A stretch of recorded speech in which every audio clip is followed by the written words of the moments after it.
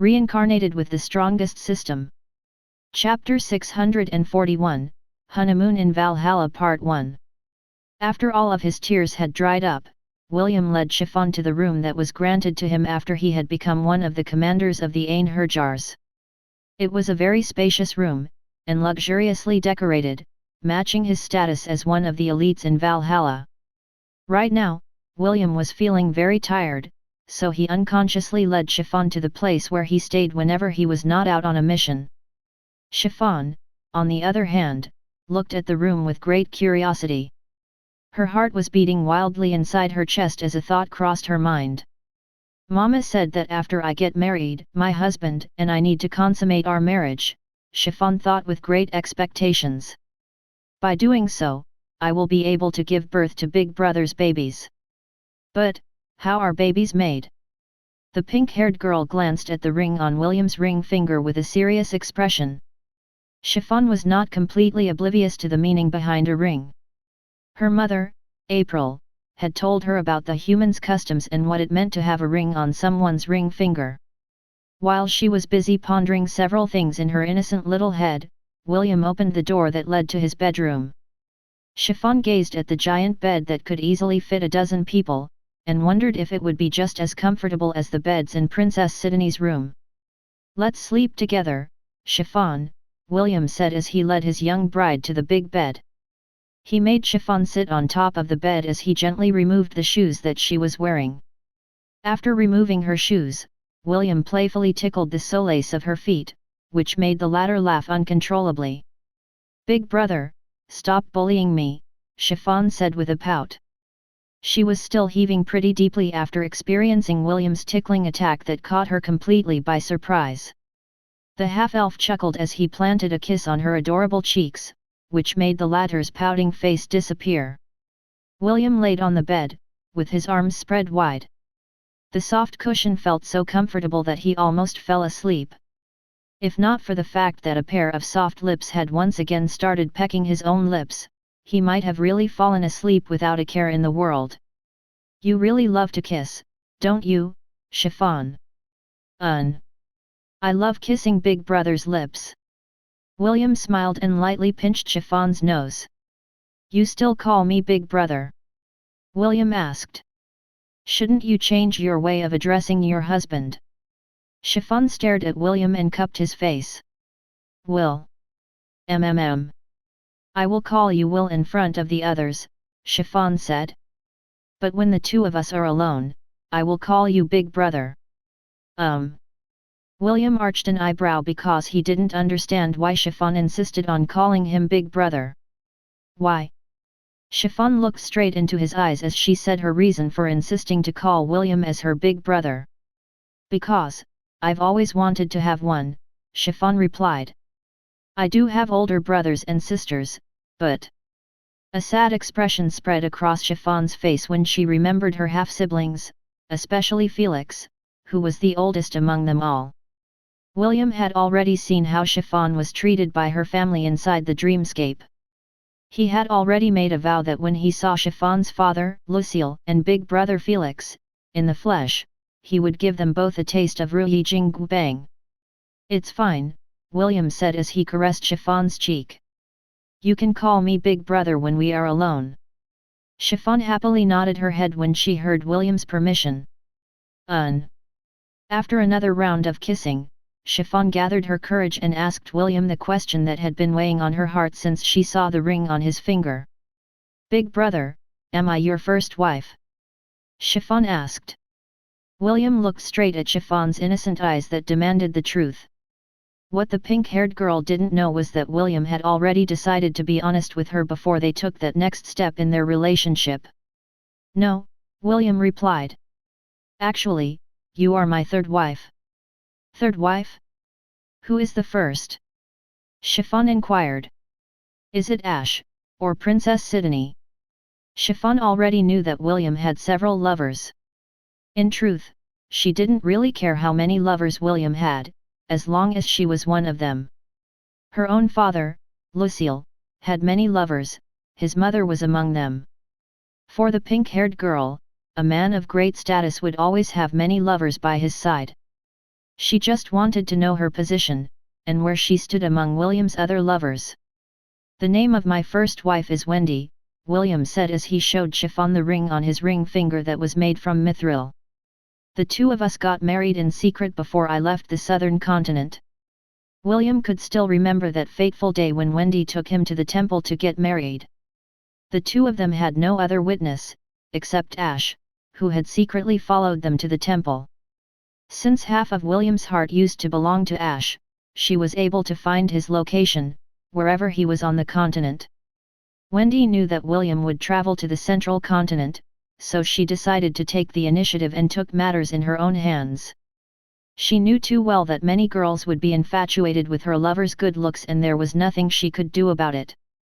Since that was the case, it was better to secure her position as his first wife, before it was taken by another thieving cat.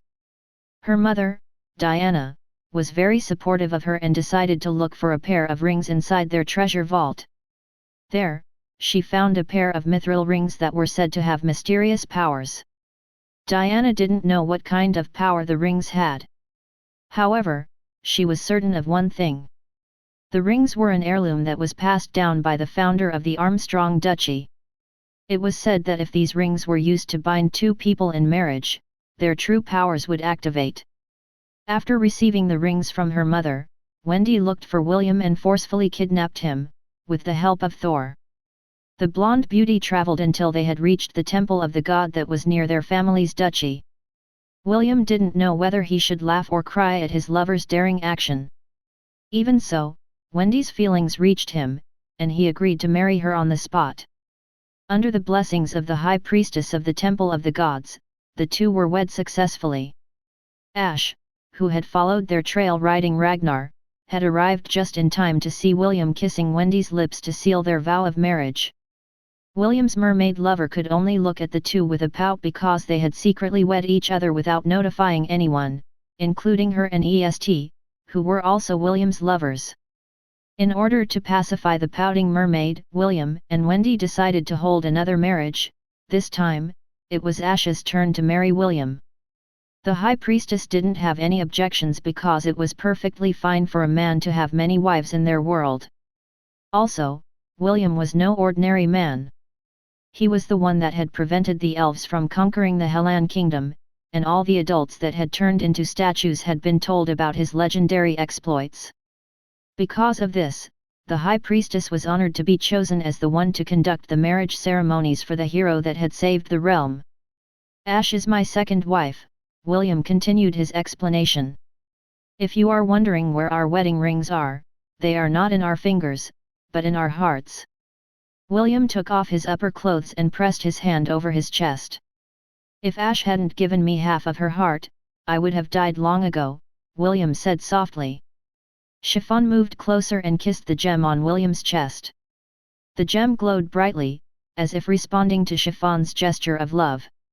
"Aside from Princess Sidonie, do you have other lovers?" Chiffon asked. William nodded his head and wrapped Chiffon in a loving embrace. "You still haven't met her, but the name of my other lover is Est. Actually, the reason why I came to the Creator Empire was to break the curse on her, Ash's, and Isaac's bodies." The half-elf then narrated his true reason for coming to the Creator Empire.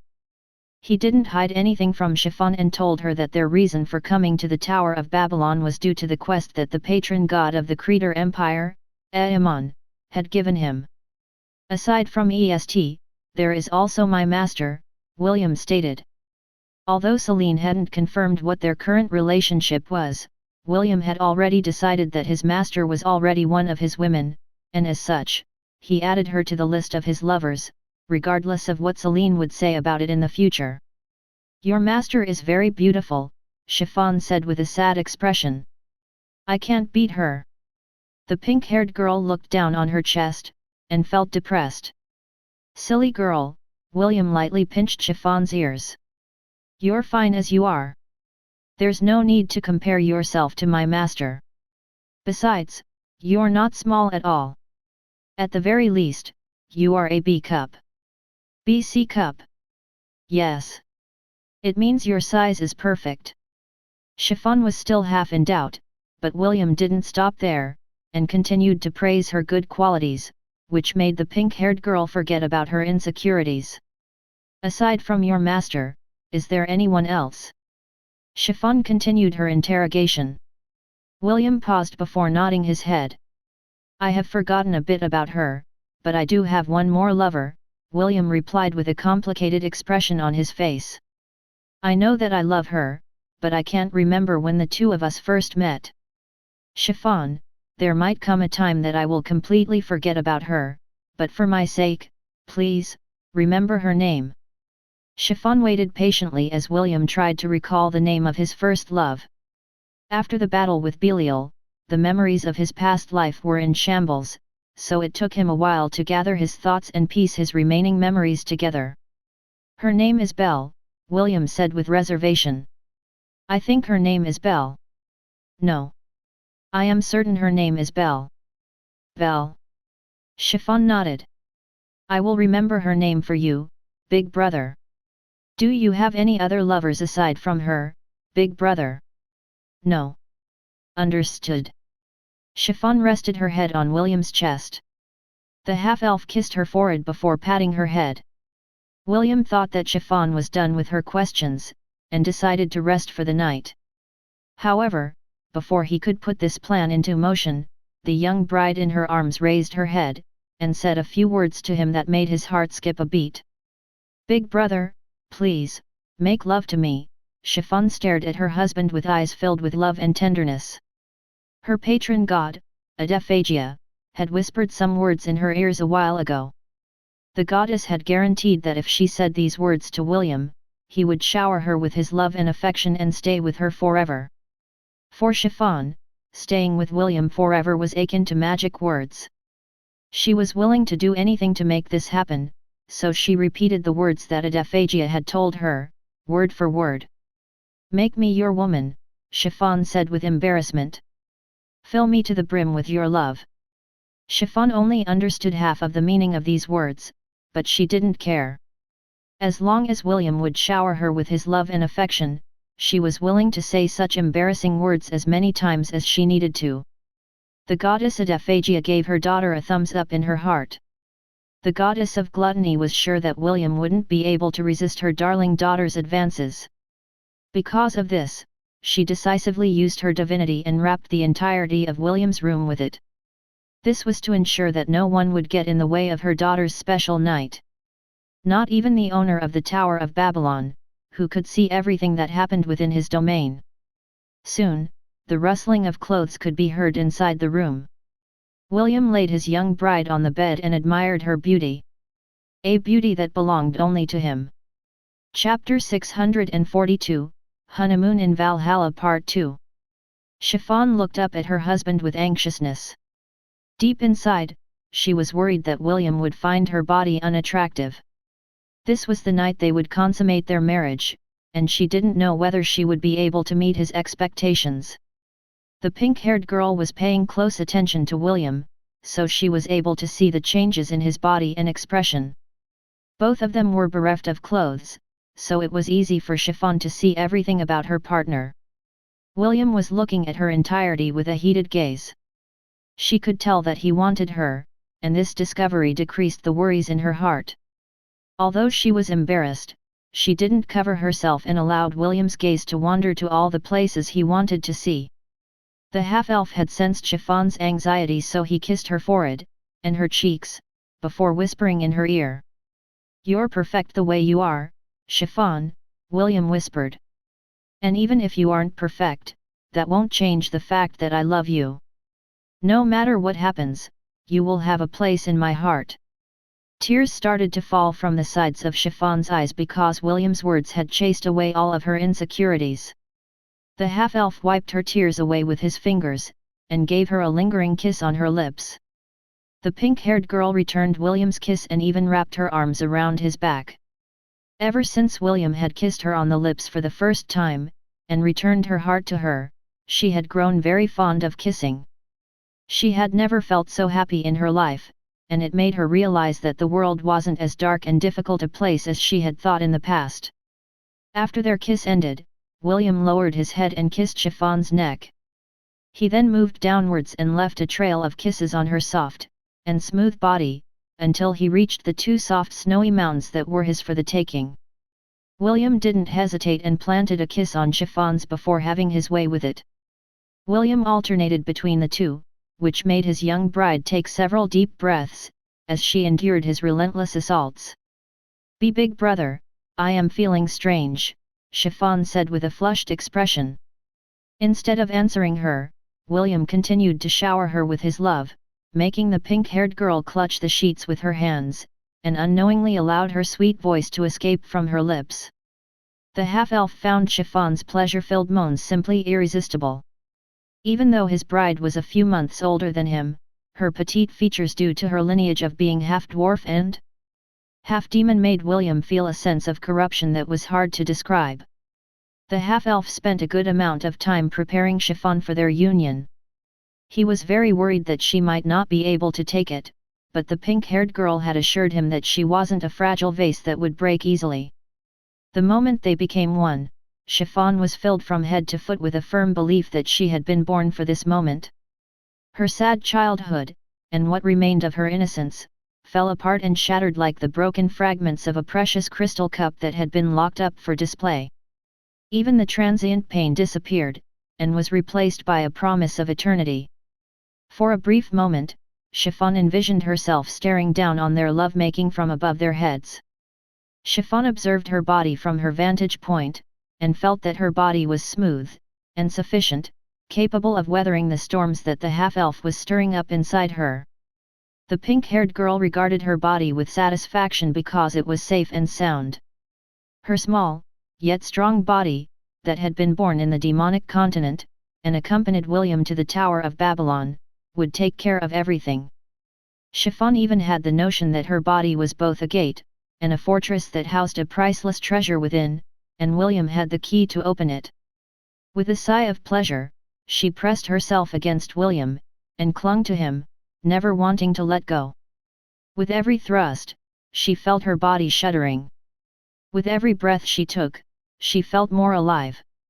Catching her breath, more sighs of pleasure escaped her lips, as she moved with him, and not against him.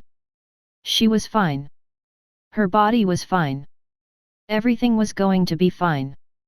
William and Chiffon kissed and tangled their bodies up in the bed sheets. Every time that they thought that their desires were spent, they found out that they weren't, and made love once more. Their last love-making session was sweet and slow, but just like their first time that was filled with passion, it was equally as pleasurable.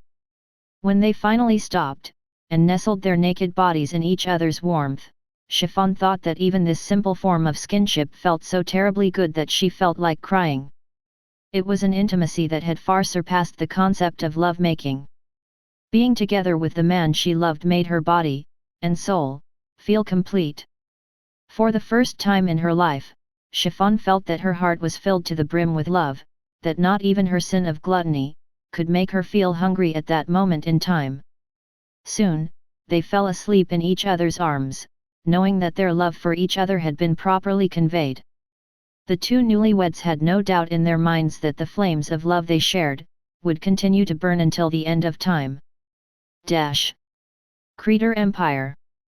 Tears started to stream down the side of Ash's face, not because of sadness, but due to the overwhelming feelings of love that she felt through William. The two of them shared both halves of her heart, so she was able to feel the strong emotions from her significant other. Now that the laws of the 51st floor were under William's control, their connection to each other had been re-established. Although William couldn't go to the Thousand Beast domain due to the restrictions of the Tower of Babylon, Ash could still send him a message if she were to enter William's Thousand Beast domain. After securing Kenneth from the Amazons, Ash went to William's domain to communicate with her lover. There, William explained his and Chiffon's current situation without hiding anything. Ash had been shocked silly when she found out that William had married Chiffon in the Tower of Babylon. She and Princess Sidonie had already thought of the possibility of Chiffon being one of William's lovers, but they didn't expect that the two would actually get married during the short time that they were away from each other. When Princess Sidonie got wind of this news, she immediately went to see her grandfather and urged him to set the date of her wedding with William. Now that the half-elf was a celebrity in the entire world of Hestia, Princess Sidonie was sure that the emperors, kings, and queens of the world would use any means, including using their daughters, to ensnare William. Emperor Leonidas was in agreement and immediately scheduled his granddaughter's marriage at the soonest time possible. After careful consideration, they decided to hold the wedding a month after William went to visit the Misty Peaks to have his fated battle with Rebecca. Although Princess Sidonie had heard of William's ex-fiancée, the princess didn't really think too highly of her. She had already asked William, as well as his other lovers Wendy, Ash, and Est, about the so-called genius of the Hellan kingdom, and didn't hear any good things about her. Wendy was the only one that took the neutral stance because Rebecca was a close friend of hers, similar to that of a sister. However, Ash, and Est, didn't hold back their contempt for the brown-haired lady, who only treated William as a tool to escape marriage proposals from the different influential families. They had been there when Rebecca and William were forced to agree on their 7-year duel on the peaks of the Misty Sect. However, due to the events that happened in the southern continent, their long-awaited battle was moved to the founding day of the sect she had joined. Princess Sidonie could only laugh in her heart at the current state of things. For her, Rebecca had lost big time the moment she decided to break her marriage agreement with William. The princess was even looking forward to when she, Ash, and the envoy of the Creator Empire would visit Rebecca in the Misty Sect, and personally witness the so-called genius getting trampled under her lover's feet. Chapter 643, Looking for Treasures Part 1. William woke up at dawn to see an unexpected scene. His young bride, who was nestled in his arms, was nibbling on his chest, while she slept. It felt really ticklish, but William endured it because it was very rare for him to wake up and see Chiffon nibbling on his body, while she slept. Drool could be seen spilling out from the corner of her lips, as she continued nibbling without a care in the world.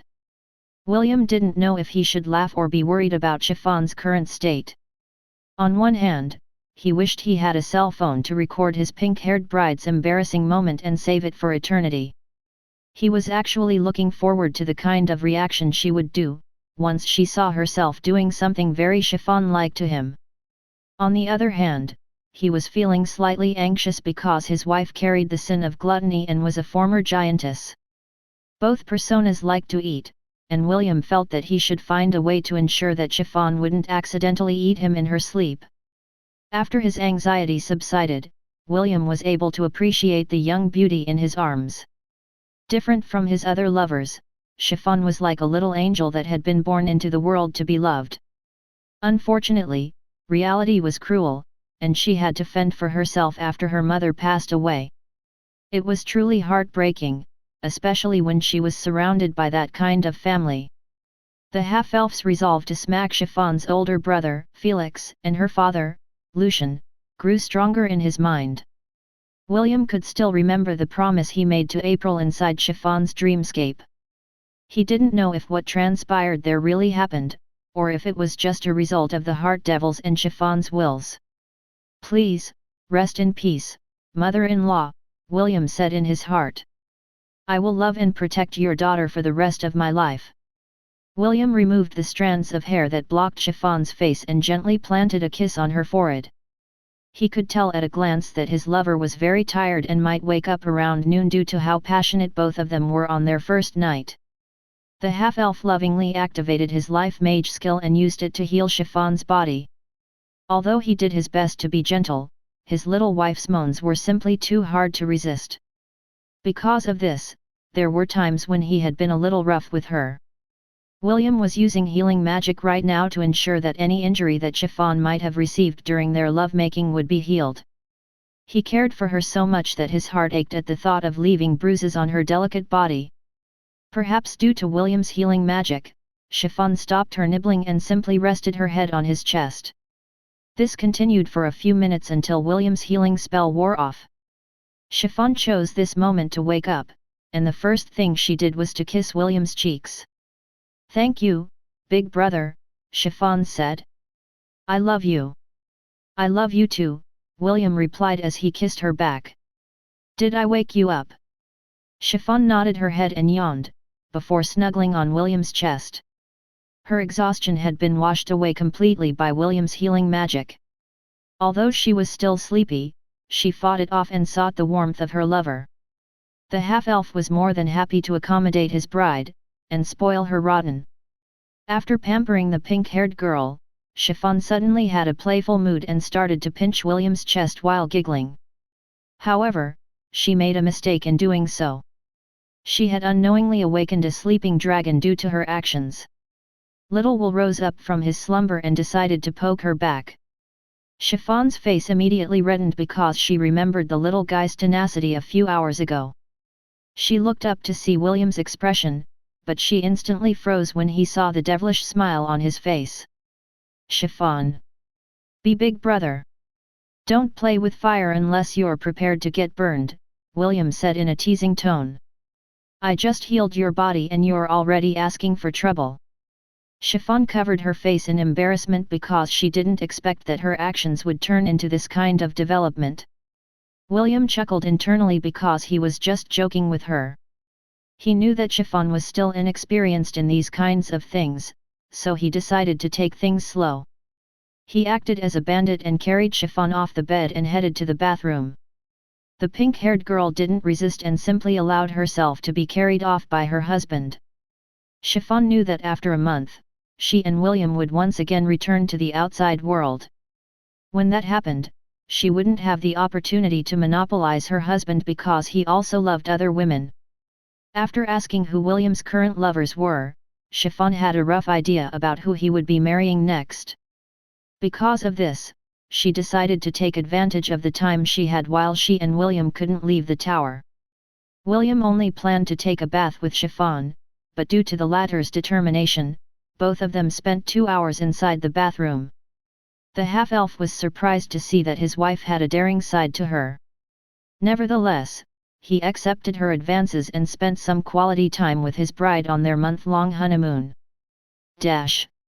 5 hours after William's and Chiffon's episode in the bathroom. William was currently staring at the treasure vault of the castle of Asgard. Naturally, since he had just remodeled the 51st floor a day ago, the vault had nothing inside it, or so he would like to think. As the owner of the floor of Asgard, William was aware of everything that happened on the floor. Right now, there was a strange fluctuation coming from the treasure vault of the castle, and William had gone there alone to investigate. Chiffon was currently exploring the floor of Asgard with B1, B2, Psoglov, Kasaganaga, and Urchitu.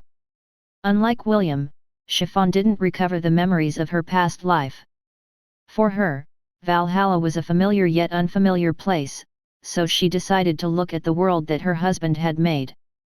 The half-elf didn't allow her to go alone, so he summoned Psoglov and Urchitu to accompany her.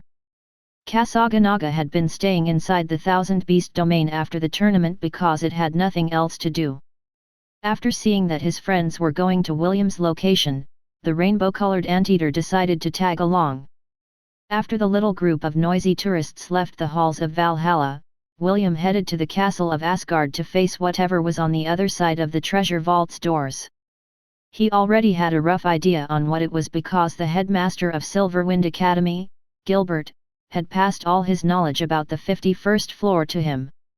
Vault of the Vanished Warlord, William muttered as he pressed his hands over the gate of the treasure vault and gave it a push. According to Gilbert, anyone who discovered the vault may choose one item from inside it. Its location was rumored to be in the Devil's Floor of the Tower of Babylon, so no one was able to find it for a long time. The headmaster had also told William that he was willing to give him a handsome reward if he could retrieve the artifact that he wanted from the mysterious treasure vault. In truth, William had no intention of looking for the artifact that the professor wanted. Since he could only take one item from the vault, he would definitely pick the best and keep it to himself. When the doors of the treasure vault opened, William's eyes widened in shock when he saw a room overflowing with weapons, armors, artifacts, accessories, and other miscellaneous items. It's a shame that I can only choose one, William thought as he stared at the legendary treasure trove of the firstborns, who once walked the world of Hestia. Optimus, is there a way that we can acquire all of these treasures? I am willing to use all our god points to do so. It's no use, Will. The ruler of this tower will not allow such a thing to happen. The most I can do is to create a list of all the items here and arrange them according to their rarity and uses. However, I have some good news for you. I'm always happy to hear good news. Go on, spill it. Chiffon has also been recognized by the Vault of the Vanished Warlord. Meaning, she can take a treasure for herself. That is indeed some great news. William chuckled.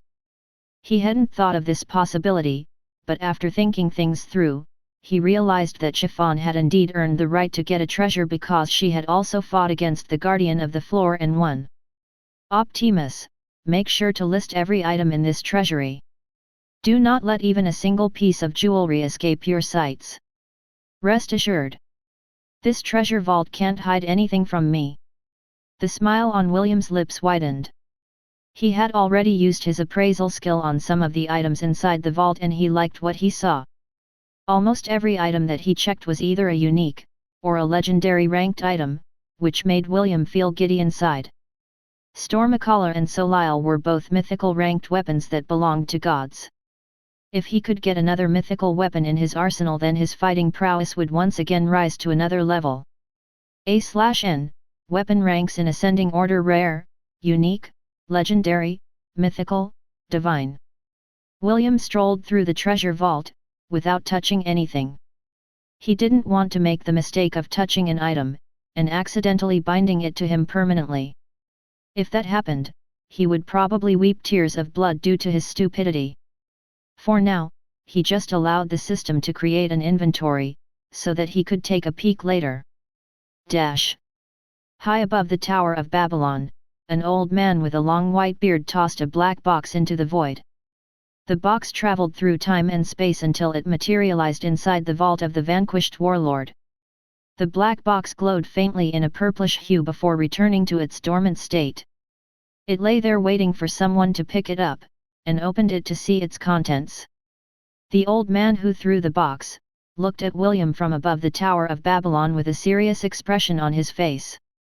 There was no guarantee that the half-elf would choose the box out of the countless treasures inside the vault. Whether the box would finally find an owner, would be completely up to fate. Chapter 644, Looking for Treasures Part 2. Compiling all the treasures in the Vault of the Vanished Warlord has been completed. Check your status page, Will. William nodded his head and checked the list that Optimus had prepared for him.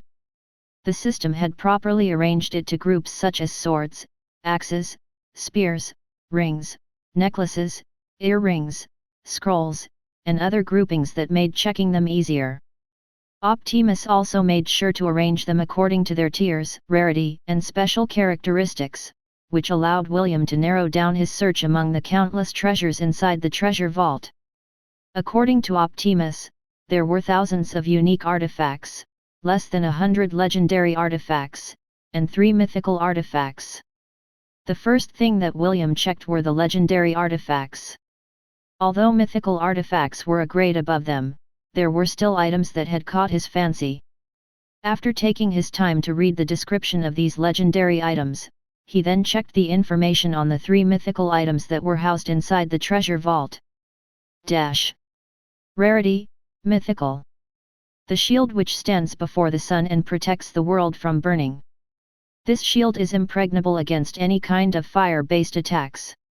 Even if the full strength of a sun were to collide with its surface, the shield wouldn't break and would remain steadfast to protect its wearer, and the area around it from harm. The corner of William's lips rose up when he saw the description of the shield. Immediately, Lugga's face appeared in his mind. The half-elf was tempted to pick the shield for the sole purpose of bashing the sun god's head with it until the latter lost consciousness. A shield is not bad, William thought. I don't really have a shield in my inventory, so this might be a good choice. William then shifted his attention to the next mythical item on the list and read its information. Rarity, mythical. The Smasher of Thousands. This mace belonged to the war god Ninurta, who governs over farming, healing, hunting, law, scribes, and war. Its master, Ninurta, no longer exists, and had already turned into a constellation, but his weapon remains to this day. There were unfounded rumors that those who have wielded this weapon in the past have died of heart attacks. According to one eyewitness, the last owner of Shurur had uttered a few words before he breathed his last, and they were, King Mace, don't you know how to shut up? Whether the rumors were true or not, no one alive, or dead, could confirm the authenticity of the rumors. The corner of William's lips twitched as he read the information about the weapon Shurur. He glanced at the imposing crimson mace with wariness. De fuck is this mace? William scratched his head. Anyone who uses it dies of a heart attack. Sounds ominous. Although the rumors were unfounded, William thought that it would be best to be on the safe side and checked the other mythical item on the list. Although the label Smasher of Thousands sounded cool, William didn't want to take a gamble with his life. He planned to have 9 wives. Wouldn't it be a pity if he died of a heart attack just because he became the owner of a mace? No thank you. After glaring at the mace in the distance, William once again looked at the last item on the list and checked if it was better than the heart attack-inducing weapon that he had just seen. Since William's attention was focused on his status page, he didn't notice that Shurur's body glowed with an ominous light in the distance, before returning to its normal state. The emblem of the 4 horsemen of the apocalypse, William said with awe after seeing the last item on the list. Rarity, mythical. 4 horsemen of the apocalypse. Conquest, war, famine, and death. These 4 laughed at the folly of humanity. And watch mankind take its final breath. The first rider feeds desperate places, his white coat brings false hope. For him peace has 2 faces, strife that ends hanging on a bloody rope. The second rider brings carnage like a mad hound, his red eyes filled with burning desire. Dire screams fill the air when the trumpets sound, war that ends deep in a sinister mire. The third rider never felt any reason to mourn, his black soul laughs when others slowly decay. People wish that they were never born, famine that ends in an uncontrolled dismay. The fourth rider is poisoned with wrath, his pale skin breaks every heart filled with fear. Corpses laying on his traveled path, death that ends in a timeless tear. He who seeks to release these devils upon the world. Do you know what monsters you plan to let loose of your own accord? Someone who's weak-willed must never even try, for the consequences of their actions will make many people die. A/N, I was looking for information about the 4 horsemen, when I came upon this random poem.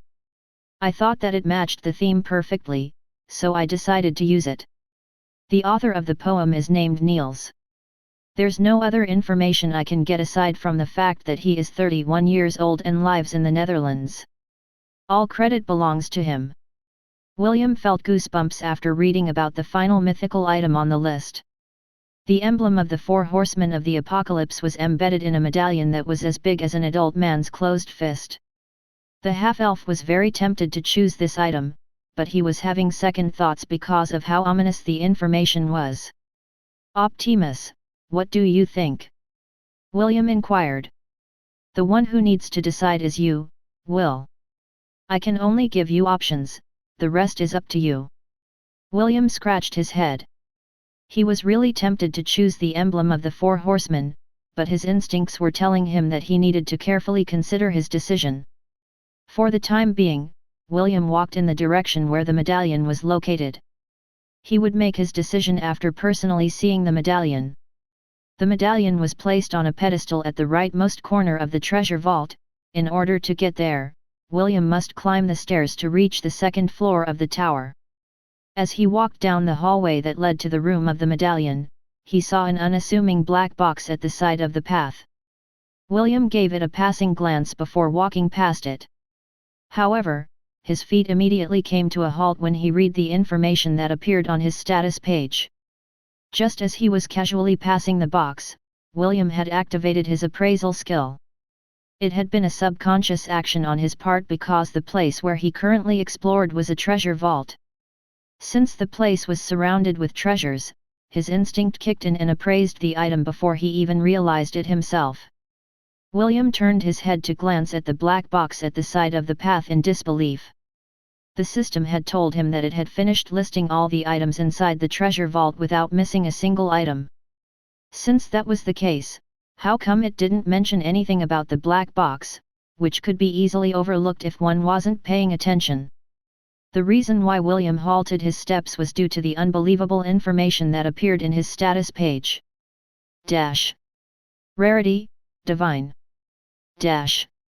Although the information about the black box was littered with question marks, there was one piece of information that had completely caught William's attention, and that was the rarity of the object. Rarity, divine. This was the first divine item that William had seen inside the treasure vault, and even Optimus was surprised that it had missed such an item when it did his scan earlier. Optimus. Tread cautiously, Will. Not all treasures are what they seem, especially in a place like this. William nodded his head in understanding. He retraced his steps and sat cross-legged in front of the black box. He eyed it suspiciously, while Optimus was running an in-depth scan in the background. Both of them wanted to know just what sort of item was hidden inside the box. While this was happening, the old man on top of the Tower of Babylon had crossed his arms over his chest. Fate had started to move her hand. Now all he needed to do was wait for the final outcome. Chapter 645, Looking for Treasures Part 3. William stared at the black box with a serious expression. It reminded him of the dagger that King Noah, the king of the Hellan kingdom, had given him for safekeeping. Back then, his appraisal skill didn't have the ability to gain any useful information from it. It was only when he accidentally discovered the hidden domain, with the help of his little wren, Ethon, did William find out its true purpose. He had a feeling that the black box was different. However, since the system was currently analyzing it, they may be able to gain some clues on what items were stored inside it. Will, I have finished scanning the box. I'm afraid that there is a powerful law that protects the box from being appraised or even analyzed. It is also the same law that is responsible for sealing whatever is inside it. This is a bit troublesome, William muttered as he rubbed his chin. What do you think we should do, Optimus? Should we take the gamble? I'll bring flowers to your funeral. William chuckled because of Optimus' way of saying it's your call, buddy. Suddenly, William's hair turned silver and his expression became extremely serious. He had equipped his strongest job class, Ain Herjar, just in case something unexpected happened. Optimus. Understood. Currently on standby for immediate support. After getting the system's confirmation, William summoned his wooden staff and used it to poke the black box. The box in question didn't have any reaction to his poking, so William continued to poke it just to be on the safe side. After a full minute of non-stop prodding, William decided to use the wooden staff to open the box. However, no matter what he did, the box wouldn't budge. After consecutive attempts, a voice rang out inside the treasure vault which made William cease all of his actions. Anyone who is given an opportunity to enter the vault of the vanquished warlord, may only take one treasure from inside it, the voice brimming with authority declared. Any items that are destroyed or damaged, whether intentionally, or by accident, will automatically be registered as the item of the chosen one. You, who have cleared the 51st floor, may choose one item from the vault. However, once an item is chosen, you cannot return it or swap it with other items. A red genie appeared in front of William with his hands crossed over its chest. It was the caretaker of the treasure vault, and it was very displeased with the half-elf's act of prodding one of the items under his care. Are you planning to take that item? The red genie asked with impatience. If so, go get it and stop wasting your time, and mine. William glanced at the displeased genie who was giving him the impatient gaze. It was at that moment when an idea came to his mind. Excuse me. But, who are you? William inquired. The red genie snorted as if it couldn't be bothered to answer the question of a mortal. However, it was his duty to assist those who had gained the right to pick one of the treasures in his domain. "My name is Plutus, and I am the caretaker of the vault of the vanquished warlord," Plutus answered in an arrogant manner. "Enough rubbish, mortal. Just pick a treasure already and leave." The corner of William's lips twitched. He wanted to ask the red genie so badly if it was on its period because of how irritable it was. "Will, I have an idea. We should ask that genie about the box. Maybe we can get some answers from him." William's eyes widened because he had forgotten such a simple thing. Fortunately he had a good sidekick by his side. "I still haven't decided what to pick," William said. "However, this box caught my interest. Can you tell me what is inside it?" The annoyed genie gave the box a sidelong glance. However, its body stiffened after seeing the emblem that was placed on top of the cover of the box. "I don't have any idea what is inside that box." Plutus' tone immediately changed and became a little more formal. It knew all the items inside the treasure vault, and a glance was enough for it to know that the black box was not among the treasures under his safekeeping. Since that was the case, it could only mean one thing. One of the three masters of Babylon had placed the box there on purpose. You don't know?" William tilted his head in confusion. "You're the caretaker and you don't know what is inside this box? Aren't you being too sloppy with your job?" The red genie wanted to slap the boy silly for his ignorant words. If it were asked any questions about the items inside the treasure vault, it would immediately know the answer in a heartbeat. However, this time, it was different. How could it possibly know what is hidden inside the box that had come from one of its masters? "Look here, kid." Plutus was doing its best to control its temper from flaring. "You should just..." The red genie halted its words midway because it had received a message from one of its big bosses. After its short chat with its boss ended, the genie eyed William with a mischievous glint. "I already said that any damages on the items here will automatically register them as your own, right? Since that is the case, you had already damaged that black box when you prodded it earlier," Plutus stated. "Go on and take responsibility for your actions and take it." William glared at the red genie because it was clearly making things difficult for him. "What damage are you talking about?" William asked in a challenging tone. "Just look at the box. See, it's clearly undamaged." Before William could even finish his words, a soft crack echoed inside the treasure vault. The lid of the box that William had prodded earlier started to have cracks in it. Plutus looked at the half-elf with contempt and gave him the "what were you about to say?" glare that made William speechless. "Go on and take it already, or do you want me to kick you out of the treasury without taking a single treasure from inside it? I will be a bit more accommodating and count to 10. If you still didn't choose an item, then I'm sorry, you've lost your chance. Better luck next time." The red genie didn't even wait for William's reply and started its countdown. Given no other option, William gritted his teeth and grabbed the black box just before Plutus finished counting. "Thank you for visiting the vault of the vanquished warlord," Plutus sneered. "Good riddance." The red genie waved his hand and William was automatically sent out of the treasure vault. Clearly, it didn't want to deal with the half-elf for another second and ended their meeting. Plutus was not as ignorant as William. Whoever cleared the 51st floor would be given an opportunity to gain a special reward from the tower as its first conquerors. This was a one-time thing, and only William and Chiffon would be granted this opportunity. However, those who were able to clear the 100th floor would once again be given the opportunity to enter the vault of the vanquished warlord. This was like a bonus stage where challengers could get an extra reward for doing their best in climbing the tower. Of course, there were other rewards that would be given to those who had reached the 100th floor. One of those rewards was a wish. Regardless of what kind of wish it was, it would be granted without fail. Aside from the wish, the first to clear the tower would receive one divine artifact from one of the three masters of the Tower of Babylon. The black box in William's possession was one of those divine artifacts. Plutus' boss didn't expect for the boy to take the path towards the emblem of the four horsemen of the apocalypse. It just threw the black box to the pathway of one of the 3 mythical items inside the treasury. Since the half-elf had already moved in that direction, the owner of the black box decided to play a little dirty and ordered Plutus to cooperate with his plan.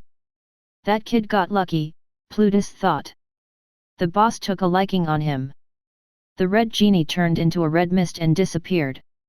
It would wait for Chiffon to enter the vault and assist her one time, before the treasure vault completely disappeared from the floor of Valhalla. Chapter 646, Enuma Elish. William stood in front of the entrance of the treasure vault while holding the black box in his hands. Earlier, the lid of the box had a crack in it, but after he was expelled from the treasury, all the damages had vanished. It was as if the box hadn't been damaged at all. As someone that likes to scam people, William fully understood what happened. However, just to be on the safe side, he decided to ask his trusty partner for his opinion. Optimus. Congratulations. You got duped, my man. The corner of William's lips twitched because he couldn't refute Optimus' claims. No matter what angle he used, everything was fishy from the start. The red genie's sudden mood change was a clear indicator that something was out of place. But, there was nothing he could do about it now. This better be worth it. William gritted his teeth as he placed the black box on the ground. Optimus was also on alert and continuously scanned the box in William's hands. Ready. Ready. William decisively opened the lid of the box and ran away as fast as he could. He then hid behind one of the pillars in the hall and peeked at the opened black box in the distance. After a preliminary scan, I didn't sense any kind of fluctuation in the air. Do you think it's empty? The possibility exists. We need to take a better look to confirm our suspicions. William sighed internally as he approached the box with great care. He already had Stormacaller in his hands just in case something unexpected would pop out of the box and fight him. When he was only 2 meters away from the box, something finally happened. Several objects flew out of the box and hovered mid-air. William narrowed his eyes as he observed the floating objects that were radiating divine auras.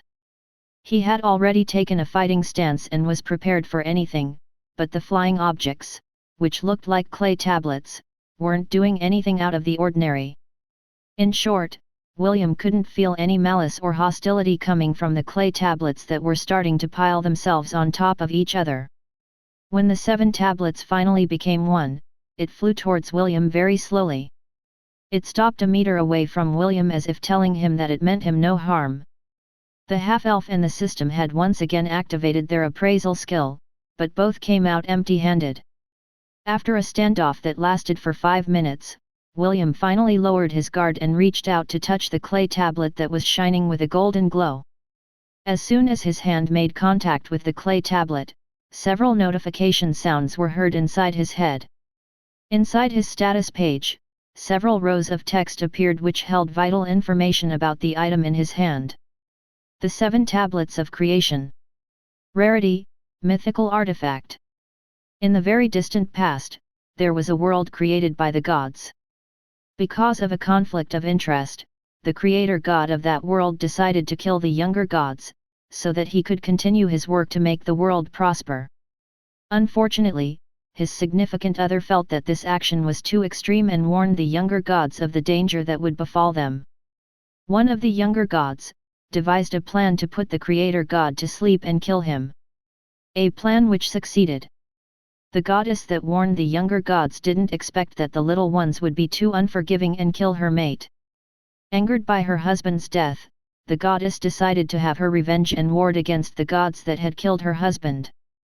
The younger gods fought a losing battle until a champion emerged from their group. His name was Marduk, and was also the person that killed the great goddess Tiamat, and ushered in an era for mankind. Unfortunately, due to mankind's folly, the world was destroyed and only the strong will of the gods remained, which was stored inside Enuma Elish, the 7 tablets of creation. Anyone who wields this divine artifact may summon one of the wills of the gods that resided within it. Each tablet contains the will of a god, and all of them have different powers and specialties. Although the power that they will wield wouldn't match the gods' strength when they were at their peak, they are still the wills of gods, and the forces they can muster are still above the capabilities of mortal men. The owner of Enuma Elish may summon any of the avatar of the gods as long as the requirements are met. Tiamat, Marduk, Enlil, Enzu, Gula, Ereshkigal, Ishtar. Ding! Congratulations! You have acquired the unique prestige class Familiomancer. A/N, read this as Familiomancer. Locked. Please, dear God, lubricate the bear. Familiomancer is a class that relies heavily on their familiars. Naturally, the stronger their familiars become, the stronger they become. The only downside of this specific class is that they heavily rely on their familiars. This job class is currently locked because you will need the progenitor to assist you in summoning your familiars. More information about the job class will be shown after the job class has been properly unlocked. William took a deep breath unconsciously after reading the information that appeared on his status page. He didn't expect that the item he got from the treasure vault was such an amazing artifact. He reread the information 3 times to ensure that he wasn't just seeing things. Aside from being able to summon the avatar of gods, he also received a unique prestige class. The only downside was that the prestige class was currently locked, because he needed the help of its progenitor before he could use it. Even so, William was very happy because the item he got was simply that good. According to the system, Enuma Elish was similar to the special guardians that the characters could summon in RPG games where they unleash a powerful attack that could defeat even boss monsters. Damn, this reminds me of Final Fantasy, William thought. Those summons were just so cool. Optimus, can you tell me who among the gods can we summon in our current state? William asked. According to my calculations, you will be able to summon different gods depending on what job class you are currently equipped with. For example, in your default form, Quickshot Shepherd, the only god you can summon is Enzu, the god of wisdom. If you add the subclass Life Wizard, you will be able to summon Gula, the god of healing. If you equip the Vampiric Necromancer, you will be able to summon Ereshkigal, and so on, and so forth. Right now, the Einherjar job class is equipped so you are able to summon Enzu, Ishtar, and Enlil. As for Tiamat and Marduk, I believe that you will be able to summon them once you finally unlock the true power of the Jack of all trades. William nodded his head in understanding. He was also quite amused that the god he could summon was dependent on the job class he had equipped. The tablet turned into particles of light and flew towards the gem on William's chest.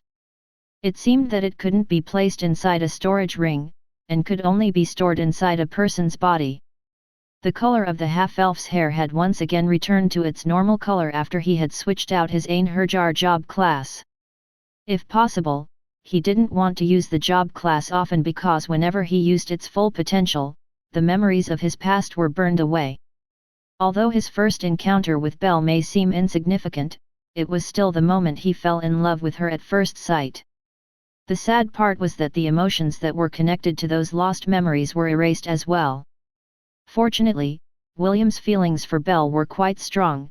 Even though the first memory disappeared, the others were strong enough to fill in that gap that had been created when he had lost the memory.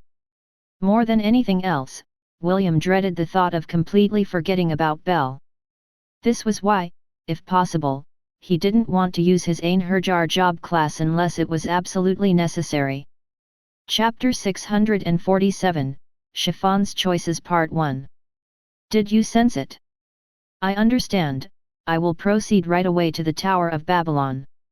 An old man placed both of his hands behind his back as he regarded his disciple. William had chosen the black box that he had tossed inside the vault of the vanished warlord, so he needed his disciple to go to the tower as soon as they were able to. Make haste, you still need to teach him the things he has to know before he leaves the tower. I will do my best. I know. The old man nodded his head.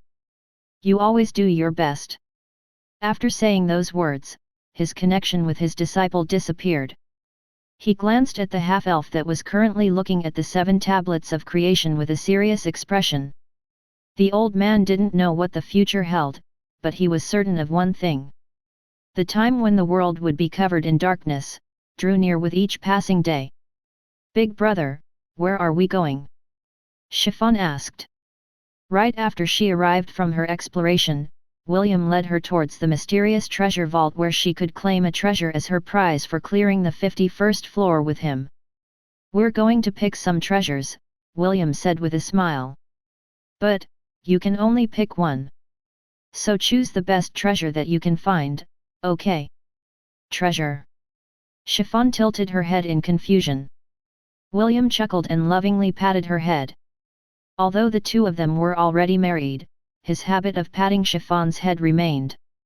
The pink-haired girl had also grown accustomed to William's show of affection, and even thought that this was a privilege that only belonged to her. "You will understand it in a little while," William replied. "However, let me warn you that you shouldn't touch things randomly once we enter the treasure vault. You can only take one item, and some artifacts automatically bind themselves to the person who touches them." Chiffon nodded. "Understood. I will listen to you, big brother."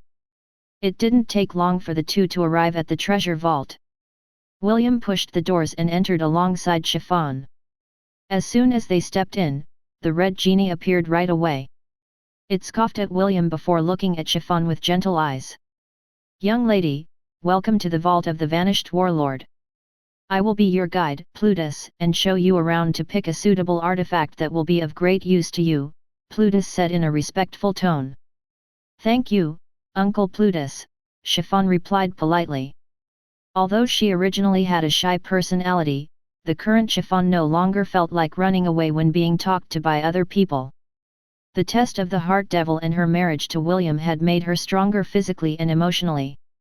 While the pink-haired girl and the red genie were having an amiable conversation, the corner of William's lips was twitching because of the treatment that the pink-haired girl was receiving from Plutus. Double standard much. William wasn't able to stop himself from voicing his thoughts out loud. He already didn't have any good impression of Plutus, and the latter didn't even try to hide his dislike for William. However, for some reason, the red genie seemed to be on good terms with Chiffon, and this ticked William a bit. Plutus gave William a sidelong glance and sent him a telepathic message. "Be grateful that I allowed you to enter the treasury even though you have already taken one of the treasures in the tower," Plutus said. "The only reason why you're here is because I don't want Chiffon to randomly pick an artifact she can't use. She had already suffered enough on the devil's floor, the least I can do is help her get an item that will be useful to her." William's expression immediately became serious when he heard Plutus reply. Since he had used the term "she had already suffered enough in the devil's floor," it meant that Plutus was aware of what had happened to them inside the tower. As if reading his thoughts, Plutus snorted and confirmed his suspicions. "The vault of the vanished warlord has remained hidden in the 51st floor. Naturally, I know everything that happened on this floor," Plutus answered. "However, unlike you, the owner of the Tower of Babylon has granted a special service to Chiffon and ordered me to assist her in picking 2 treasures from within the vault." William's eyes widened in shock because he didn't expect to receive this kind of news from the caretaker of the treasury. However, after thinking things through, he felt that it was justified that Chiffon took 2 items from the treasure vault. She had indeed suffered a lot from Belial's sinister plan, so it was only natural for her to get 2 treasures instead of 1. William had no complaints with Plutus' arrangement and even begrudgingly thanked him for telling him this information. There are many unique, legendary, and mythical artifacts inside this treasury. Each of them have their own specialties, Plutus explained. "If you like, you can tell me your preferences, and I will find the closest fit that matches your choice. Also, before I forget, you are given a special privilege to pick 2 items within this treasury. There's no rush, take your time and decide carefully on what kind of abilities you wish to acquire." Chiffon glanced at William and the latter nodded his head. Although he could tell Chiffon to choose the mythical artifacts, he refrained from doing so. His wife had long been oppressed and he wanted her to learn how to stand on her own 2 feet, and make her own decisions. Regardless of what choice she made, William would respect it. Sometimes, I dream about being burned alive, Chiffon stuttered as she looked at the countless treasures that surrounded her. If possible, I don't want to get burned by fire ever again. William's heart skipped a beat after Chiffon mentioned her dream of being burned alive. A pang of ache started to spread in William's chest when he remembered a certain memory. Chiffon facing off against the god of destruction in order to protect him. The half-elf closed his eyes because the memory was too raw, and too heartbreaking to remember. Plutus rubbed his chin before snapping his finger. From inside the treasure vault, a diamond-shaped shield that was over 2 meters tall disappeared from its pedestal and reappeared in front of Chiffon. The shield originally had a bluish color, but its color changed until it turned light pink, just like the color of Chiffon's hair and eyes. At its center, a golden snowflake design was embedded and it glowed faintly to acknowledge its new owner. William was quite familiar with the shield. It was one of the mythical artifacts that he had seen on his status page. The name of this shield is Svalin. Plutus introduced the shield to Chiffon as if he was a matchmaker for couples. Legend has it that this is the shield that stands before the sun and protects the world from burning. With this item by your side, Chiffon, I guarantee that you will never be hurt by fire again. Chiffon reached out to touch the snowflake at the center of the shield. For some reason, she felt that this shield would indeed protect her from the flames that had devastated the world in her dreams. The moment her hand touched the snowflake emblem, the shield shrunk and transformed into an arm guard. It equipped itself on Chiffon's right arm, and looked like a very expensive accessory that was fit for an empress. You chose wisely, young lady. Plutus nodded his head in appreciation. Svalin is a mythical ranked treasure. I'm sure that it will serve you well. Now that you have a shield to protect you from harm, do you perhaps need a weapon? You specialize in gauntlets, right? Although the gauntlets you currently have are good, we have legendary artifacts that are more powerful than the Devourer's gauntlets in your possession. If you like, I can bring them all out for you to choose from. Chiffon firmly shook her head. Her weapon had a special place in her heart, and she wouldn't replace it, even though there was a better weapon for her to use. Ash had told her how hard William worked to forge it.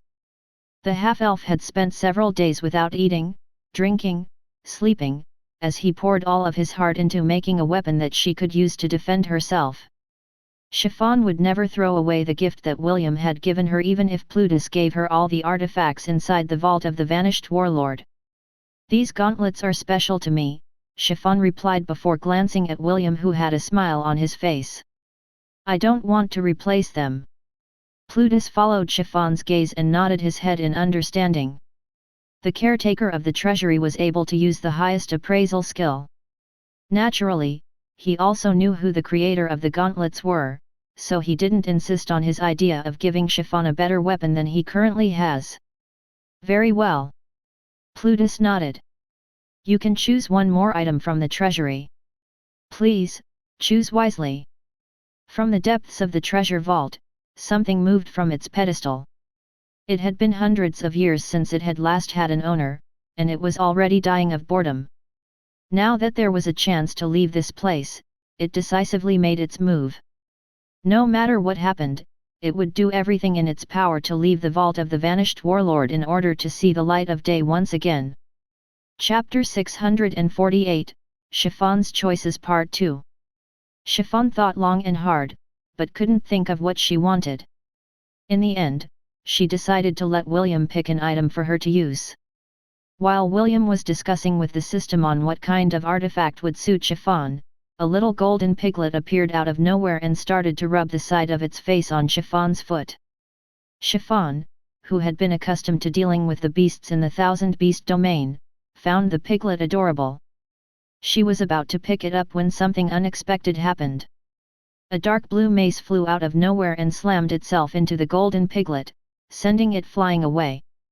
The little piglet uttered an adorable cry as it fell on a small hill of gold coins, which broke its fall. Chiffon cried out in alarm and was about to go to the piglet, when the dark blue mace blocked her way. Suddenly, a pair of eyes appeared on the mace's head and a row of razor-sharp teeth appeared when it opened its mouth. "Young lady, good day to you," the staff said in a respectful manner. "I know that you are concerned about that piglet, but worry not, I held back my blow and merely sent it away so that we could talk. Do you know? That piglet is so clingy that the moment you choose it, it will not leave your side no matter what." The dark blue mace was about to say more, but Plutus had already appeared between it and Chiffon. "Shrrr! What are you doing here?" Plutus roared in anger. "Why did you leave your pedestal? You know the rules, so why are you doing these things?" The mace scoffed at the caretaker of the treasury and pointed its head on the piglet who had already crawled out from the gold pile where it had fallen. "Then what about that piglet?" Shrrr countered. "He also broke the rules, but you didn't say anything." "Gullinbursti merely wanted to meet the guests of the treasury," Plutus replied. "Also, he is the master's pet. He can go wherever he pleases." "Tisk, it has been so many years and you still haven't changed," Shrrr sneered. "You still play favoritism. Double standard much." William gave the dark blue mace a thumbs up in his heart. For him, anyone who was against Plutus was considered an ally. Even so, he still didn't openly give his support to Shrrr. How could he possibly do that? He still remembered the information that was written about this mace that earned the nickname Smasher of Thousands. According to the information he had, the last owner of Shrrr died because of a heart attack. Although these rumors were unfounded, he was still at the fence if he would allow Chiffon to pick such a dangerous artifact in the treasury. While the Red Genie and Shrrr were bickering, Gullinburst shakily walked towards Chiffon. It looked so cute and pitiful that Chiffon wasn't able to resist walking towards it. Just as the pink-haired girl was about to pick the piglet again, Shrrr appeared and stood between them. "Pick me!" Shrrr pleaded. "Please, pick me! I promise you that you will not regret it. I am a mythical weapon. I'm strong, you know? When I was still on active duty, they called me the Smasher of Thousands. With me around, no one will be able to bully you. I will smash them before they can even make you cry." Chiffon felt her heart waver. As someone who grew up being bullied, Shrrr's words hit her right where it hurts. The pink-haired girl glanced at the teary-eyed golden pig, and the dark blue mace that was starting to cry as well.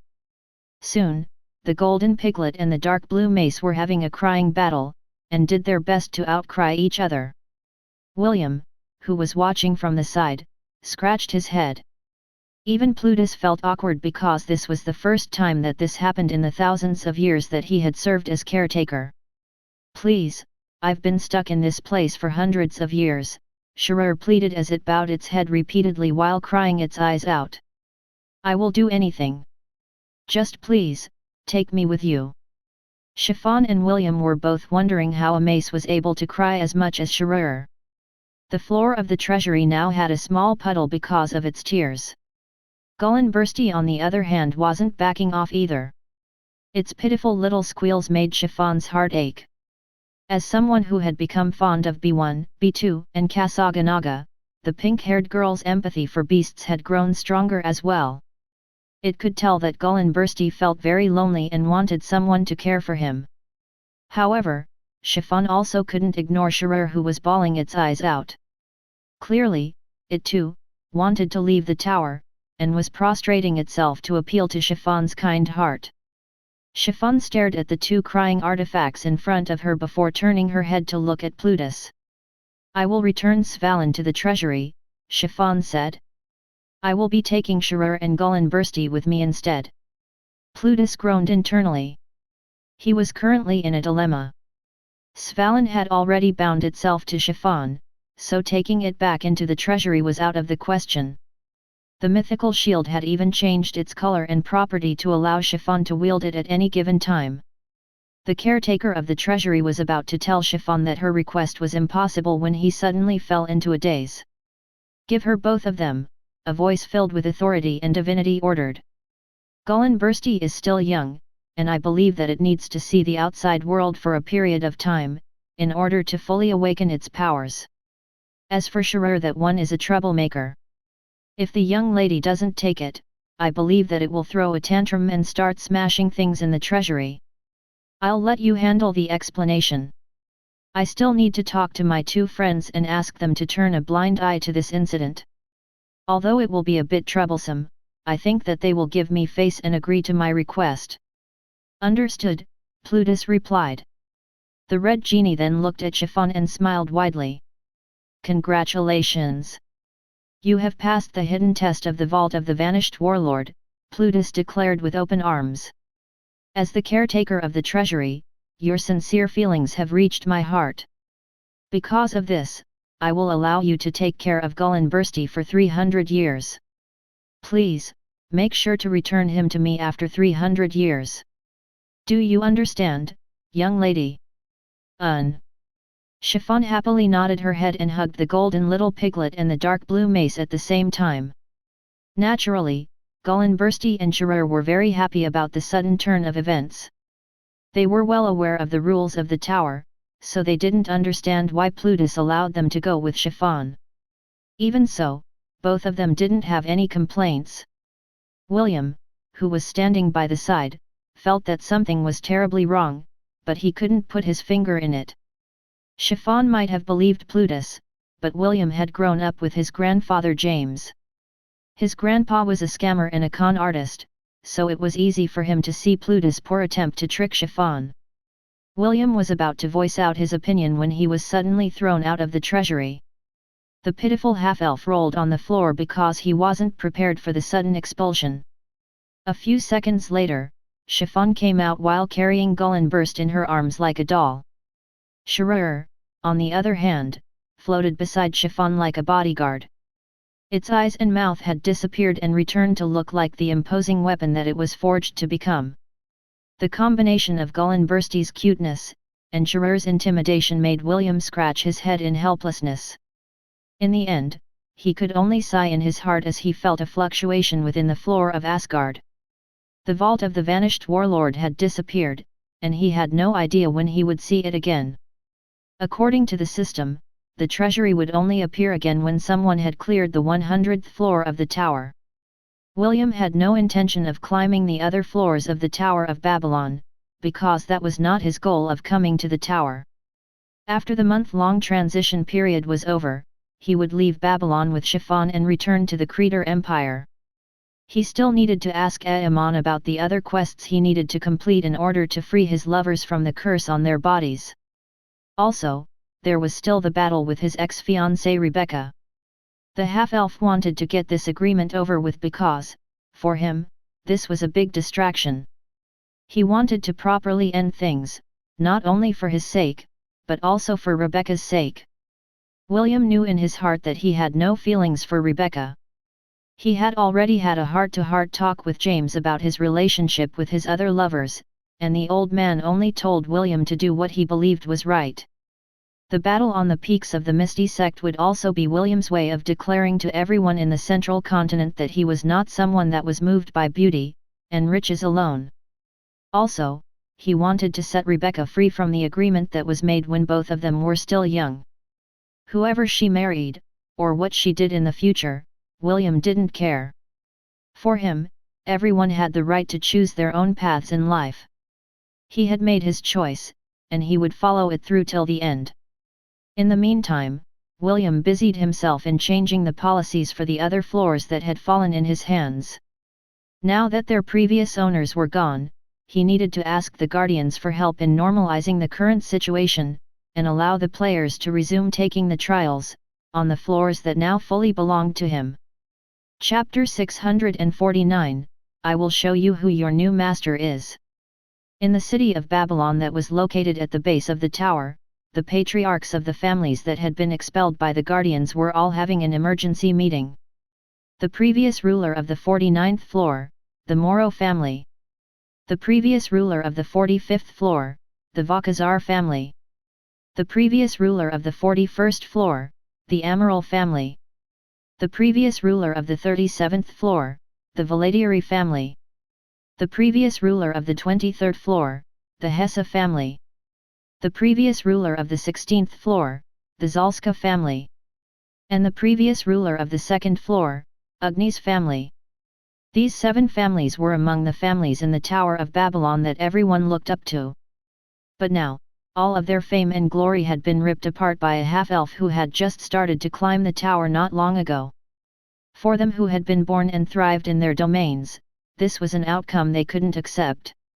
If not for the fact that they had their own residences within the city of Babylon, all of these families would have been homeless by now. All of them gathered today to talk about how they could reclaim their position. These 7 families were divided into 3 opposing factions. One of the factions wanted to try and negotiate with William, and find a way to compensate him for whatever they had done to annoy him. These families had no idea that the reason they were kicked out of the tower was due to their misuse of authority, which William hated the most: human trafficking and slavery. The other faction, on the other hand, wanted to eliminate William and plead with the Guardians to reinstate their rule. The Agni's family was adamant that as long as the half-elf died, their authority would be returned to them. The third faction was on the fence. Naturally, they wanted to regain their former rule, but they were unsure which side to choose. In the end, they decided to abstain and see which of the 2 factions' plans would work against the half-elf who had kicked them out of their homes, without even letting them pack their belongings. "Listen, you are not familiar with the boy, so you are able to act like this," Waltier Ugnes, the patriarch of the Ugnes family, said. "He is a very ruthless individual. He has already killed most of the high rankers in our family. If we don't unite now, we stand no chance against him." The patriarch of the Moro family, Janos Moro, sneered at Waltier. "That's because you had antagonized him from the very start," Janos replied. "If you didn't send your men to kill him, they wouldn't have died a dog's death. Actually, this entire scenario is due to your family's incompetence. If you didn't annoy that half-elf, none of this would have happened." Heksat Vakazar, the patriarch of the Vakazar family, nodded his head in agreement, before glaring at Waltier. "That's right, because of you, the half-elf bore a grudge, and is now making us pay because of your stupidity. This is all your fault." The tension in the room rose because what the 2 patriarchs said wasn't wrong. If the Ugnes family didn't antagonize William and send high rankers to kill him, none of this might have happened. "We haven't even met him. Why did he punish us like this?" The patriarch of the Amaral family, Damon Amaral, asked in annoyance. "Do any of you know the reason why?" After Damon asked this question, everyone inside the room quieted down. Him having a grudge to the Ugnes family is justified, but what of us? Kaleo Valadieri, the patriarch of the Valadieri family, inquired with a serious expression. "Why us?" Everyone inside the room were patriarchs. They had gained their position because they had their share of blood and schemes, so it wasn't that hard for them to connect the dots to reach an answer. "The half-elf might have targeted us due to our business practices," Zoran Hesse, the patriarch of the Hesse family, stated. "That is the only thing all our families have in common, is it not?" Lexi Zalska, and the last patriarch in the room, sighed in agreement. "That brat might have been enslaved in the past and is taking his vengeance on us. Talk about bad taste." After understanding the real reason behind why they were kicked out of the tower, the 7 patriarchs weren't feeling well. Now that they understood what grudge the half-elf bore against them, they had a feeling that getting their position back would require them to pay an exuberant price. They knew that kneeling in front of William and promising that they wouldn't do it again was pure folly. Bribes? Now that the half-elf was the owner of the 51st floor as well as the 7 other floors, he wouldn't be lacking in money, tokens, and resources. Women? Although this may work for some people, everyone in the room believed that this method wouldn't work against William. Of course, if the girl was an otherworldly beauty, then there was a chance that she might ensnare the half-elf. The problem was that there were no young ladies in their families who were beautiful enough to bring down the downfall of a nation. "Maybe we can use the people important to him as bargaining chips," Waltier Ugnes proposed. We need to know more about him and target his family members or friends. Perhaps we can come to a compromise once we have them in our hands." All the patriarchs nodded their heads in agreement. They were men who didn't mind getting their hands dirty because this was their way of life. William had pushed them into a corner, and this was the only thing that they could think of in order to make the half-elf meet them eye to eye. A week after the news of William clearing the tower was announced to the world. "It's been a while since we climbed the tower, I'm getting excited," an energetic voice said. "I wonder what this William is like? Is he strong? I hope he is strong. I want to spar with him. Aren't you ashamed of yourself?" "Violence is not always the answer," a calm and pleasing voice replied. "The first impression is important, so we need to do this in a civilized manner. But a fist fight is faster. And this is why you always get into trouble. Not everything can be solved with violence." A soft sigh was heard beside the two voices. "Stop arguing," a mellow voice stated. "Once we arrive in the city, we will immediately go to the 51st floor. Let me do the talking. That way, no troubles will arise. Che, you're no fun. This is the best option we have. Since both of you are in agreement, it's time for us to go." The beautiful elf stared at the tower that rose up to the sky. "I finally have a reason to meet you, William." Meanwhile, on the floor of Asgard. "We are gathered here today to welcome the newest members of our team, Bacon and Chirur," Kasaganaga announced with an adorable voice. "Let them feel welcomed, everyone." Urchitu, Psaglov, Bastion, Skadaray, B1, B2, and Ethon, clapped, whistled, and chirped to welcome the two new recruits to their forces. Gullinbursti, now nicknamed Bacon, by William, nodded its head and squealed cutely to acknowledge his seniors. Chirur, on the other hand, just floated in the air and laughed. "Ha! It's your honor to be in my presence," Chirur declared in an arrogant tone. "I have seen many battlefields and have always been on the front line. As long as all of you call me boss, I will make sure that no one can bully you." No one paid attention to the arrogant mythical mace. Instead, they circled the golden piglet who was looking back at them with genuine curiosity. Gullinbursti was only 14 centimeters tall, and 20 centimeters long. Due to its size, the beasts in William's herd and legion found him quite cute, and had a strong urge to protect the little guy who had become Chiffon's pet, and third beast companion. In the world of Hestia, there were very few people that could have more than one beast companion. For some reason, Chiffon was an exception to this rule, and had not only one, but 3 beast companions. Beast companions were beasts who shared their power with their contractors. In turn, their contractors, also, shared their power with them. This was also the reason why B1 and B2 were able to transform into a red and blue phoenix during their battle against Belial. Now that Bacon was part of the picture, the little golden piglet might have also gained the ability to transform and grow bigger due to Chiffon's awakened ability. "Oi! You bastards dare ignore this great Chirur!" The dark blue mace was angered because of the lack of attention it was receiving from William's inner circle. "Stop shouting, you motherfaster! Do you think we are deaf?" Kasaganaga replied as it pointed its small paw at the floating mace. "HMP. Call you boss? I don't even call William, boss. What makes you think anyone here will call you that? Stop dreaming, you cunt." The dark blue mace shone bright blue. This was the first time that someone had dared to curse it openly. It opened its eyes and mouth and looked down on the rainbow-colored anteater with disdain. "HMP. I will give you time to take back those words, you little creature." Chirur shouted in anger. "If you don't recognize me as the leader of this group, I will beat you up until you submit to me." "Ho ho ho, you want to make this sir submit? You've got guts, little mace." "Shut up, puny anteater. I will show you who your new master is." Psaglov picked up the golden piglet who had hidden himself behind Urchitu's foot.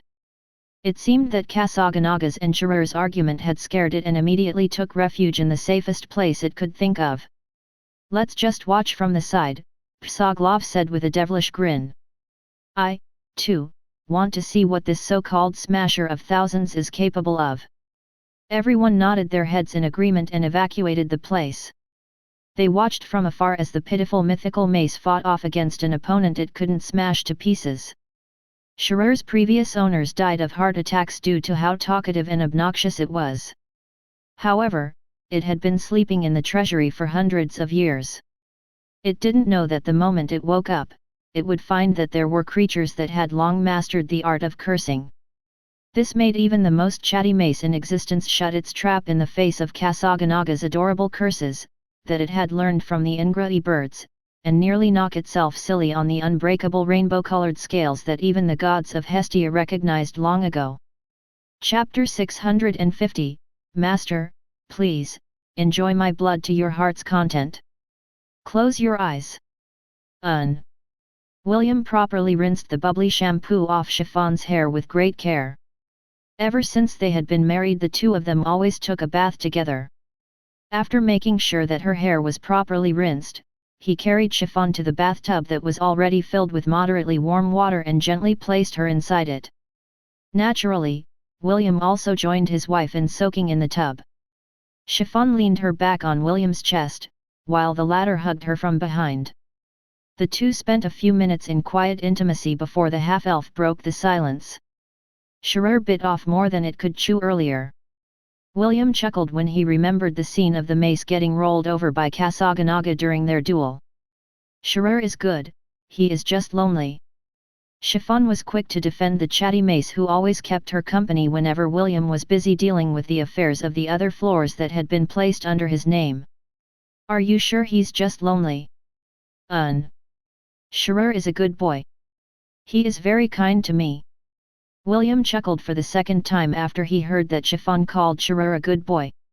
If anyone were to hear that a little girl called the mythical mace a good boy, all of them would laugh till their jaws got dislocated. Chiffon turned around and faced William with a pout.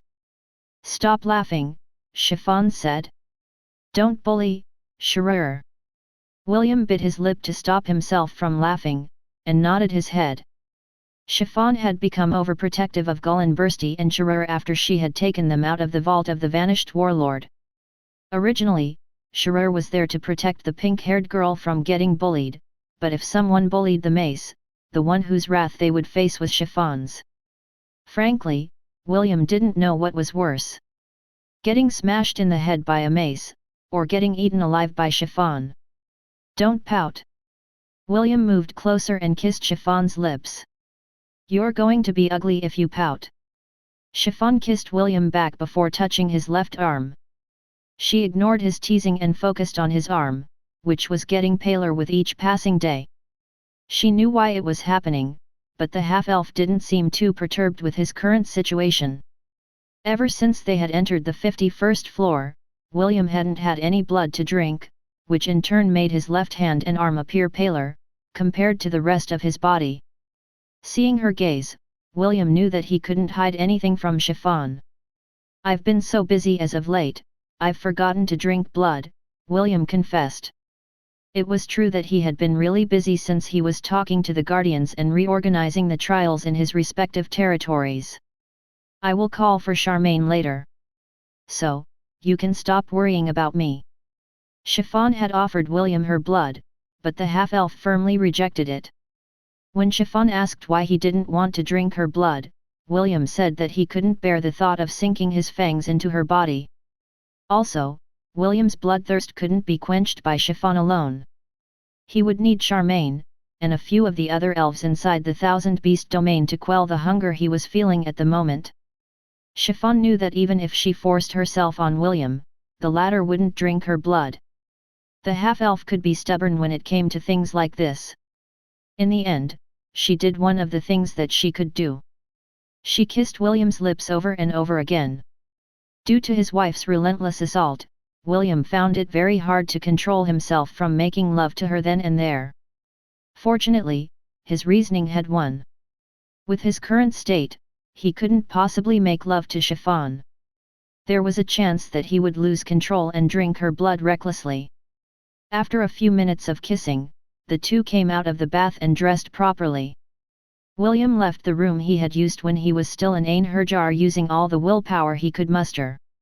He walked unimpeded and entered the room of one of the officers in Valhalla that had a good relationship with him in the past.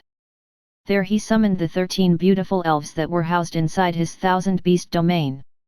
With a single glance, all the elves knew what William needed. Charmaine took the lead and loosened her clothes until they fell on the floor under her feet. She then moved towards William and wrapped her arms around his head. "Master, please enjoy my blood to your heart's content," Charmaine whispered. Her voice was filled with expectations because it had been a while since William had feasted on her blood. A low growl of acknowledgement escaped William's lips as he sank his fangs into Charmaine's tender. Soon, the other elves joined William and Charmaine on the bed. They pressed their bodies against the half-elf, who was now their current master. William became drunk with the sweet taste of Charmaine's blood in his lips, and the intoxicating heartbeats that surrounded him. Soon, he would feast on them too, and end the bloodthirst that was starting to take control of his being. A few hours later, William woke up on the bed surrounded by the beautifully naked bodies of the elves. He couldn't remember much of what happened, but after seeing the satisfied smiles on the faces of the girls around him, William knew that he hadn't gone overboard while quenching his thirst. The half-elf used his healing magic to cure the minor bruises that had appeared on their amorous bodies. As a healthy young man, it was impossible not to have a reaction when he was surrounded by so many naked beauties. Because of this, he hurried healing them all before leaving the room as fast as he could. He went straight to his bedroom, where Chiffon was waiting for him. To his surprise, the pink-haired girl was still awake because she was waiting for William to return. "Chiffon, It's fine, big brother. It is now my turn to take care of you." The pink-haired girl held William's hand and dragged him to their bed. True to her word, she took care of her husband's needs until both of them nestled in each other's arms, too exhausted to do anything else but sleep. "We've finally arrived. Let's go to the inn first, I'm starving." Well, that certainly took longer than expected. The tower's distance is misleading as always. "The two of you really go at your own pace," the one with the mellow voice said while shaking her head. "Fine, we will rest for now and enter the tower when morning comes. I want to, at the very least, make myself presentable for when I meet him." "Right. I will punch him as soon as I see him and gauge his strength," the one with the lively and energetic voice said happily. "How many times should I tell you that doing that will leave a bad first impression?" "We're not here to pick a fight," the one with the calm voice said in a helpless tone. "We came here to teach him how to wield his newfound powers." "Right. We'll punch him then teach him." "I got it." "Just what part did you get, exactly?" "Enough, you two," the one with the mellow voice said with exhaustion. "Food, a warm bath then sleep. We will just go with the flow tomorrow. Also, Chloe, no punching first." "Tisk." The cute little girl named Chloe stuck out her tongue at her reply. Clearly, she wasn't too fond of not being able to have her way. "Claire, please, don't let her mess things up," the one with the mellow voice sighed. "Understood," Claire replied. "I will tie her up if I have to." The three continued their lively chat until they reached one of the inns in the city of Babylon. They had traveled non-stop for the past few days, just to arrive as soon as they could. Now that they were finally here, another headache would once again land on William's plate. A headache that he didn't expect would come from the person whom he had tossed to one of the corners of his mind since he was young. They weren't supposed to meet this soon, but fate willed it to happen. Just like chess pieces playing their role on the battlefield of the gods, one couldn't help but think what consequences would happen when both of them finally met. A meeting that would once again attract unwanted trouble, and powers that William didn't know were laying dormant inside him.